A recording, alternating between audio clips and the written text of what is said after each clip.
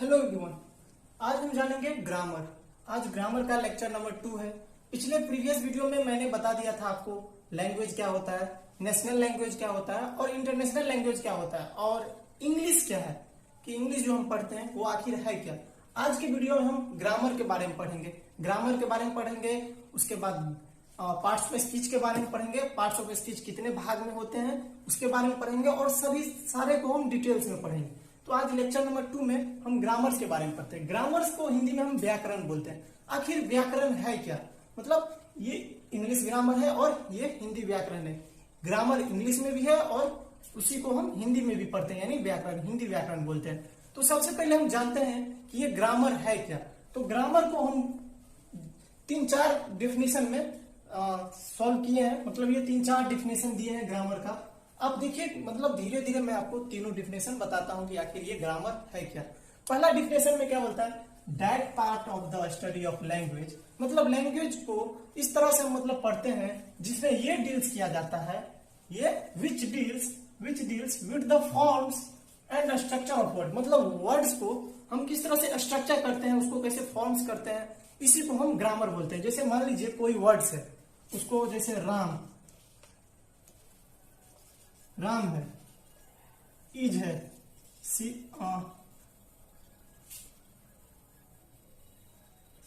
Boy है, ये सब आखिर है क्या, वर्ड्स है ना। जैसे राम एक वर्ड है जिसका मतलब हिंदी में राम होता है। इज क्या है, इज मतलब है और बॉय मतलब लड़का। इसी को हम क्या बोलते हैं, राम लड़का है, राम लड़का है, क्या ये सब वर्ड है। इसी को हम सेंटेंस में कन्वर्ट करते हैं। इसका जो रूल्स है, रेगुलेशन है, इसी को हम ग्रामर्स में पढ़ते हैं। मतलब जैसे राम है तो हम ये भी लिख सकते हैं बॉय राम इज। तो क्या ये सेंटेंस सही है? नहीं ना सही है, बिकॉज ये ग्रामर्स के रूल्स के खिलाफ होते हैं। मतलब ये सब वर्ड्स को हम सेंटेंस बनाने के लिए जो रूल्स पढ़ते हैं उसी को हम ग्रामर में पढ़ते हैं, उसी को ग्रामर बोलते हैं। ग्रामर में किसी भी वर्ड्स को हम कैसे सेंटेंस में कन्वर्ट करते हैं इसी के बारे में पढ़ते हैं। तो आइए और अगला हम डेफिनेशन जानते हैं। The definition of grammar, grammar का डेफिनेशन क्या है? The definition of grammar is the study of the way words are used to make sentence. मतलब क्या, वर्ड को यूज करके सेंटेंस बनाने की प्रक्रिया को ही हम ग्रामर बोलते हैं। मतलब जैसे कोई वर्ड्स है, जैसे Ram is a boy, Ram is a boy, ये सब क्या है, एक वर्ड है, इसको हम यूज करके सेंटेंस में कन्वर्ट किया है। तो इसी के बारे में हम ग्रामर में पढ़ते हैं। अब देखते हैं कि ये इंग्लिश ग्रामर क्या है। तो इंग्लिश ग्रामर है क्या? जैसे ये ग्रामर हुआ, ग्रामर में तो हम जाने कि किसी भी वर्ड्स को यूज करके उसको सेंटेंस में कन्वर्ट करते हैं। अब हम पढ़ेंगे कि ये इंग्लिश ग्रामर क्या है। तो English grammar is the set of structure of words, phrases, clauses, sentences and whole text. मतलब ये एक तरह से सेट है, मतलब नियम है इसका। क्या स्ट्रक्चर ऑफ वर्ड्स, वर्ड्स का कैसे स्ट्रक्चर होगा, फ्रेजेस का कैसे स्ट्रक्चर होगा, फ्रेजेस मतलब वाक्यांश हम लिख दिए। इसके बाद क्लॉजेस का कैसे स्ट्रक्चर होगा, सेंटेंसेस का कैसे स्ट्रक्चर, और होल टेक्स्ट, जितना भी टेक्स्ट है आप लोग टेस्ट करते होंगे, जैसे हाय युवान, हाय मीनाक्षी, हाय राम, ये सब मतलब टेक्स्ट करते हैं। ये सब ग्रामर्स के अंतर्गत आते हैं, ग्रामर के अंतर्गत आते हैं। तो आई होप कि आप ये ग्रामर्स पढ़ लेंगे। चलिए एक बार और रिवीजन कर लेते हैं। ग्रामर क्या है? तो ग्रामर लैंग्वेज है एक तरह से, जिसमें हम डील्स करते हैं कि कोई भी सेंटेंस किस तरह से बनेगा। उसमें हम उसका स्ट्रक्चर ऑफ वर्ड पढ़ते हैं, मतलब वर्ड्स का कैसे स्ट्रक्चर होगा, उसका संरचना क्या होगा।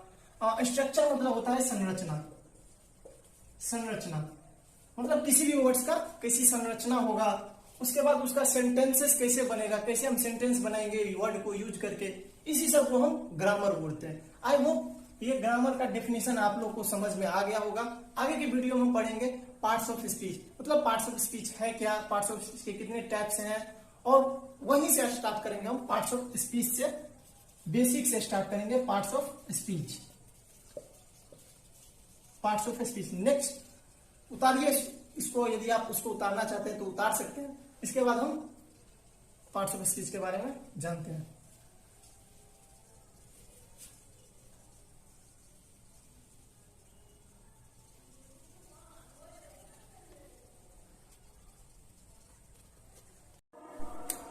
चलिए अब हम आगे बढ़ते हैं पार्ट्स ऑफ स्पीच में। पार्ट्स ऑफ स्पीच क्या है, तो हम देखते हैं कि all the English words have been divided into 8 groups according to the work they do in a sentence. मतलब क्या, जितने भी इंग्लिश वर्ड है उसको 8 भागों में डिवाइड किया गया बाय उसके कामों को देखते हुए, उसके वर्ड का क्या काम है, किस सेंटेंस में क्या वर्ड यूज होना चाहिए, क्या वर्ड यूज नहीं होना चाहिए, उसी को देखते हुए इंग्लिश ग्रामर में वर्ड्स को 8 भागों में डिवाइड किया गया है। जैसे राम है, ही है, गुड है। जैसे राम को हम नाउन में डिवाइड करते हैं, ही को हम प्रोनाउन में रखते हैं, गुड को हम एडजेक्टिव में रखते हैं। इसी तरह जितने भी वर्ड्स हैं उसको हम 8 भाग में डिवाइड किए हुए हैं। 8 भाग का डिवाइडेड का मतलब हुआ कि कोई भी वर्ड्स है वो 8 ग्रुप्स के अंतर्गत ही आएगा। इसी को हम पार्ट्स ऑफ स्पीच बोलते हैं। पार्ट्स ऑफ स्पीच में मतलब स्पीच मतलब बोलना होता है, पार्ट्स मतलब भाग होता है, मतलब कोई भी वर्ड्स किस भाग में जाएगा ये पार्ट्स ऑफ स्पीच में हम डिफाइन करते हैं। मतलब ये हुआ कि जितने भी वर्ड्स हैं उसको 8 भागों में डिवाइड किया गया है। किसके तहत? उसके वर्ड, उसके काम के तहत। किसका कौन सा काम? तो दे डू इन अ सेंटेंस, मतलब वाक्य में उसका क्या वर्क है, इसके हिसाब से वर्ड्स को 8 भागों में डिवाइड किया गया है। अब उस 8 भाग को हम क्या बोलते हैं? तो there are 8 kinds of parts of speech. अभी तक 8 kinds of parts of speech, मतलब क्या, पार्ट्स ऑफ स्पीच के 8 भाग हैं। जो क्या है? दीज आर मतलब क्या क्या? पहला क्या है? नॉन। नॉन में हम लोग क्या करते हैं? नॉन एक तरह से नेमिंग वर्ड है। जैसे मान लो राम, सीता, गंगा, उसके बाद इंडिया या अदर कोई भी भाई जो नाम से रिप्रेजेंट करता हो उसको हम नॉन में भाग करते हैं। इसी तरह प्रोनाउन आता है। प्रोनाउन में ये होता है कि मतलब नॉन के बदले आता है। इसी तरह एडजेक्टिव आता है जो विशेषता बतलाता है, जो क्वालिटी क्वांटिटी सब बताता है। उसके बाद क्रिया आता है, उसके बाद संबंध बोधक अव्यय आता है, क्रिया विशेषण आता है, समुच्चय बोधक अव्यय आता है, विस्मयादि बोधक अव्यय आता है। ये सब हम स्टार्टिंग से पढ़ेंगे। पहले हम नॉन के बारे में जानेंगे कि नॉन आखिर होता क्या है। तो नॉन एक नेमिंग वर्ड है जिसमें मतलब कोई भी प्लेस, कोई भी जगह, नाम, मतलब किसी भी चीज का नाम है। जैसे ये कार्टून हुआ, इसका नाम हम कूट रखे हैं। उसी तरह ये बुक्स है, मतलब कोई भी चीज है जिसको हम नेम दिए हैं। जैसे आपका ही नाम हुआ राम, किसी का नाम हुआ सीता, किसी का नाम हुआ चंचल, किसी का नाम हुआ बादल। तो नॉन क्या है? एक तरह से नेमिंग वर्ड है। नॉन को हम 5 भाग में डिवाइड किए हुए हैं। एक होता है proper noun, common noun, collective noun. इसी तरह से 5 भागों में हम डिफाइन किए थे। इसी तरह से हम जानेंगे कि नॉन्स को कितने भागों में डिवाइड किए हुए हैं, नॉन्स क्या है। अगले वीडियो में हम जानेंगे कि नॉन्स क्या है, इसके बाद प्रोनाउन क्या है, उसके बाद एडजेक्टिव क्या है, वर्ब क्या है, एडवर्ब क्या है, इसी के बारे में हम पढ़ेंगे। Parts of speech I think आप लोग समझ गए होंगे कि पार्ट्स ऑफ स्पीच क्या होता है। पार्ट्स ऑफ स्पीच मतलब होता क्या है कि किसी भी वर्ड्स को 8 भाग में डिवाइड किया गया है। मान लो कि कोई वर्ड है, उसको हम 8 भाग में डिवाइड करते हैं। मतलब राम किस पार्ट्स में आता है, ही किस पार्ट्स में आता है, गुड किस पार्ट में आता है। उसी तरह से मतलब वेरी गुड किस पार्ट में आता है, ओ माय गॉड अचानक जो बोलते हैं ये किस पार्ट्स में आता है। इसी सब वर्ड को हम 8 भाग में डिफाइन किए हुए हैं। चलिए तो इसी को हम पार्ट्स ऑफ स्पीच के बारे में पढ़ लिए, जान लिए। उसके बाद 8 types of parts of speech के बारे में पढ़ लिए। इसके बाद अगले वीडियो में हम जानेंगे कि नॉन क्या है, नॉन कितने तरह के होते हैं, उसमें नॉन के क्या नंबर हैं, नॉन के 2 नंबर होते हैं। उसके बाद जानेंगे कि नॉन्स के प्रॉपर नॉन क्या होता है, कॉमन नॉन क्या होता है, कलेक्टिव नॉन क्या होता है, मटेरियल नॉन क्या होता है। इस सब के बारे में हम पढ़ेंगे। तो आई थिंक आप लोग को ये पार्ट्स ऑफ स्पीच और ये नॉन के नॉन, प्रोनाउन, एडजेक्टिव यानी पार्ट्स ऑफ स्पीच के 8 काइंड्स ऑफ समझ गए होंगे।